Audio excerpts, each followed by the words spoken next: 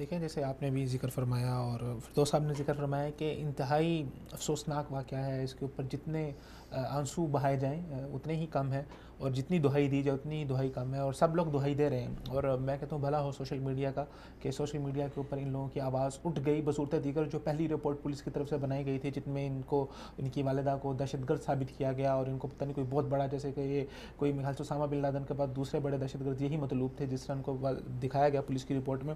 तो वो अगले दिन आपकी मीडिया के ऊपर भी वही रिपोर्ट आ जानी थी और ये बात वहाँ पर ही दब जानी थी।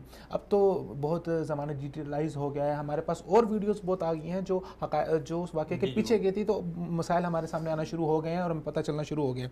तो अफसोसनाक वाक़या, जितने आंसू बहाएं जो उतने कम हैं। अवाम ने अपना हक़ अदा किया, आवाज़ उठाई, और आवाज़ उठाई उसके मुकाबले में हमें ये भी देखने में आया कि हुकूमत ने कुछ एक्शन भी लिए।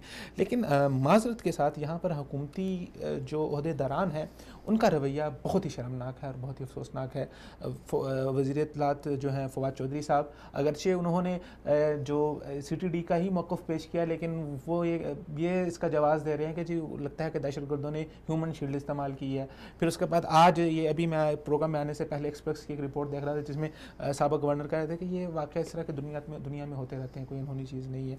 तो ये हुकूमती रवैया आपने जिक्र किया, ये वज़ीर क़ानून साहब की, ये वज़ीर क़ानून जितने इनके वज़ारती हुकूमती वज़रा हैं, आज तक हुकूमत के रोज़ अव्वल से आज तक किसी एक भी मसले में इन्होंने हुकूमत के लिए मुश्किलात के अलावा कोई पैदा नहीं अच्छी बात नहीं कर सकते, आप उनके गमखार नहीं बन सकते, तो उनके गमों पे नमक, आप उनके गमों पे नमक तो ना छिड़कें। आप अच्छी बात नहीं कर सकते तो खामोश हो जाए। हुकूमत के लिए मुश्किलात पैदा ये वाक़या फिर सब टेस्ट केस है, हुकूमत का टेस्ट केस है। अगर 2 हफ्ते के अंदर अंदर इमरान खान साहब कहते थे कि मैं मोबाइल वो अदालतें बनाऊंगा, मैं फिर फौरी इंसाफ दूंगा, कोई बड़ा केस नहीं है। 2 हफ्ते के अंदर अंदर इस केस को हल करके ये इसका नतीजा सामने लेके आए, जो मुजरिम उनको सजा दे, वरना रिजाइन करें।